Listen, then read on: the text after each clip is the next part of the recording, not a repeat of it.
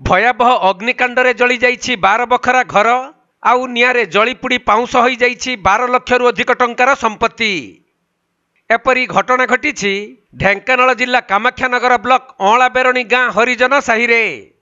तेबे एही अग्निकांड रे 12 बखरा ऊर्ध्व घर और सही घर भितर थिबा 12 लाख रु अधिक टंकार संपत्ति जलीपुड़ी नष्ट होई जाइथिबा बेले अग्नि विपन्न परिवार लोके पिंधा लुगा व्यतीत कौनसी सामग्री को उद्धार करि पारि नाहंती, जहाँकि घरर समस्त आसबाबपत्र धान चाउल घरकरणा सामग्री और घरर दरकारी दस्तावेज आदि पुड़ी जाइछि।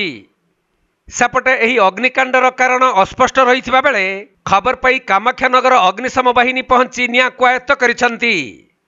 तेबे गाँर हरिनायकंक घरे कौनसी कारणरू प्रथमे निया लागिथिला, परे हटिया नायक विजय नायक राधु एवं बुनु नायकंक घर को निया व्यापी जिबारु भयंकर अग्निकांड घटिथिला।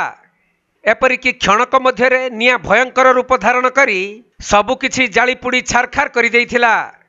तेणु वर्तमान निस्व होई पड़िथिबा अग्नि विपन्न परिवार लोकंकु सरकारी सहायता जोगाई देबा अति जरूरी होई पड़िछि।